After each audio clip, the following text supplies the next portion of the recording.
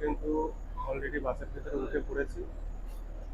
ঠিক আছে, আমাদের সাথে সাথে যেসব যাত্রী ছিল আমাদের সাথে, দুটো বাস আগে উঠে গেছে। আর এটা লাস্ট বাস আছে, যাত্রী তারপরে উঠবে ভিতরে। তো 50 মিনিট লেট, 50 মিনিট লেট। এই লেটের পয়সা কে দেবে? একটু তো সরিও বললো না যে স্যার আন্তরিকভাবে দুঃখিত, আমাদের ফ্লাইট লেট হওয়ার জন্য, ডিলে হওয়ার জন্য। এটা তো কিছু বললো না। যাই হোক, চলো। আমরা এই মাত্র বাস থেকে নেমে পড়লাম, পেছনে যে বাস।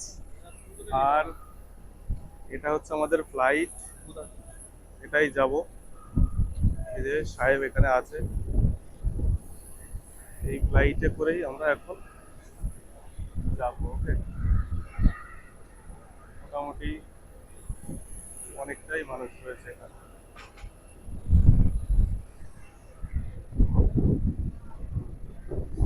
এই বাস, এই ফ্লাইট,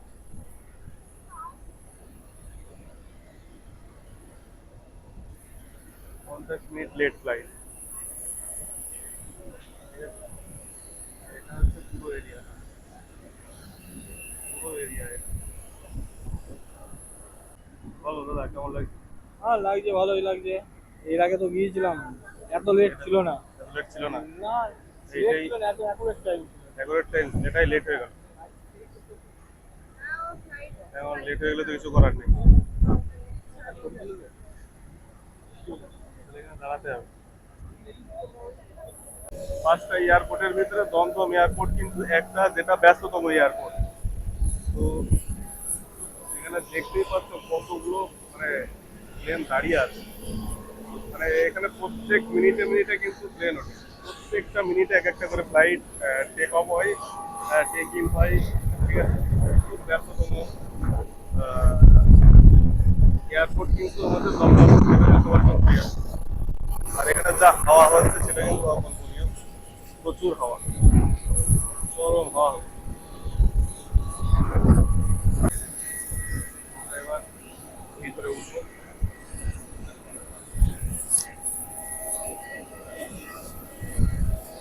এই হাওয়া প্রথমত ফ্লাইটের।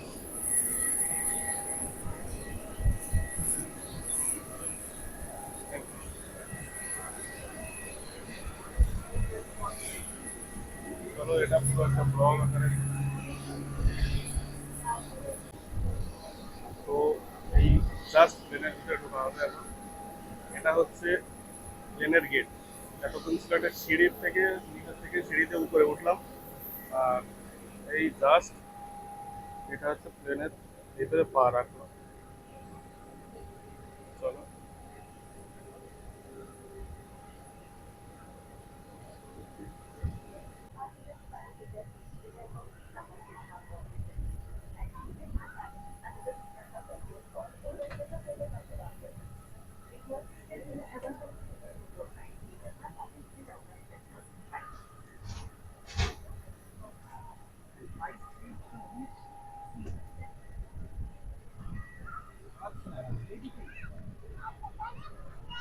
ফাইনালি আমরা ফ্লাইটের ভিতরে প্রবেশ করলাম।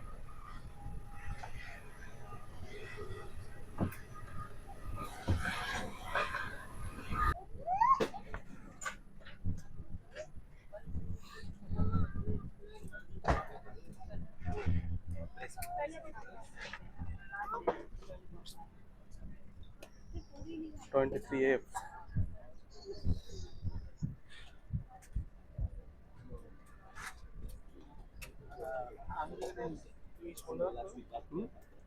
চলো সামনে বলো, সামনে বলো।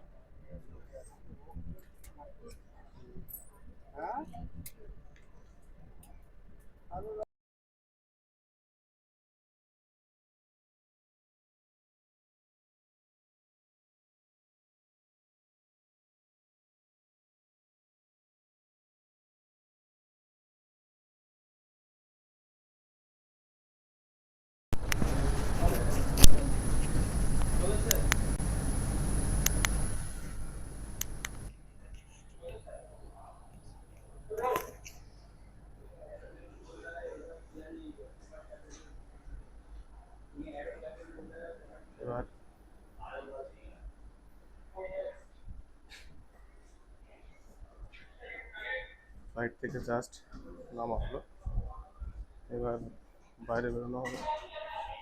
মোটামুটি আর কোনো সমস্যা নেই, এখন আর চেক ইন চেক আউটের কোনো ব্যাপার থাকে না। দেখো ভিআইপি এন্ট্রি,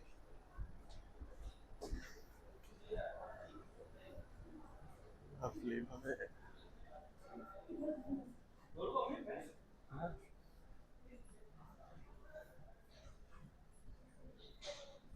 চলছে, চলবে।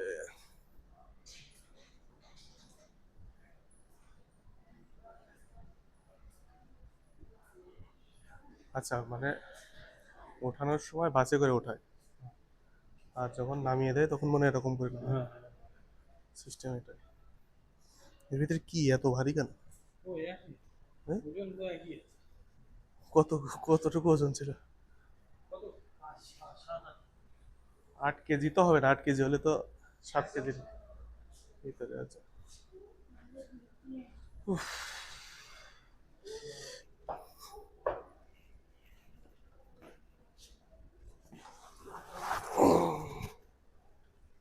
চলো, আর তো কোনো ঝামেলা নেই। এবার তো সরাসরি বেরিয়ে যাও নাকি? হুম আর কোনো ব্যাপার আছে? ব্যাগ চেকিং মেকিং এ কোনো ব্যাপার আছে? তো এটা হচ্ছে ব্যাঙ্গালোর এয়ারপোর্ট। দূরে পাহাড় দেখা যাচ্ছে, দূরে বোঝা যাচ্ছে কি জানি না, পাহাড়, ছোট্ট একটা পাহাড়। যাই হোক, ভালো একটা জার্নি ছিল। এটা হচ্ছে স্পাইস জেটের বোর্ডিং পাস। ওকে, তোমরা যদি কেউ প্লেনে আসতে চাও, এয়ারে আসতে চাও, একটা ভালো কথা বলছি, স্পাইস জেটে এসো না।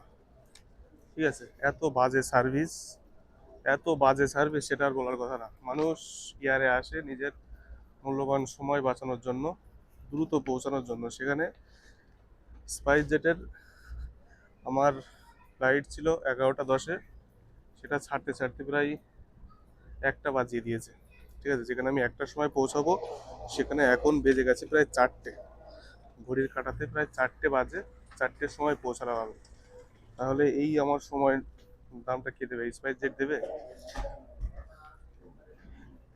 1 মিনিট দেরি হলে যেখানে আমরা ফ্লাইট মিস করি, সেখানে 2 ঘন্টা লেট, এর দায়ভারটা কে নেবে? তো সবাইকেই বলছি, স্পাইস জেটের টিকিট কিনো না। ঠিক আছে, এটা অ্যাভয়েড করো। ফালতু ফালতু, একদম বাজে সার্ভিস, একদমই বাজে সার্ভিস। আর এটা হচ্ছে ব্যাঙ্গালোর এয়ারপোর্ট। ওকে, এয়ারপোর্টটা সুন্দর, অনেক সুন্দর, প্রচুর বড়। এই যে আসছে গাইস,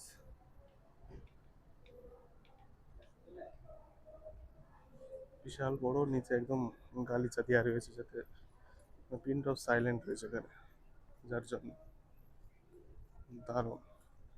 তো দেখা হচ্ছে পরের ব্লগে, চলো, টাটা।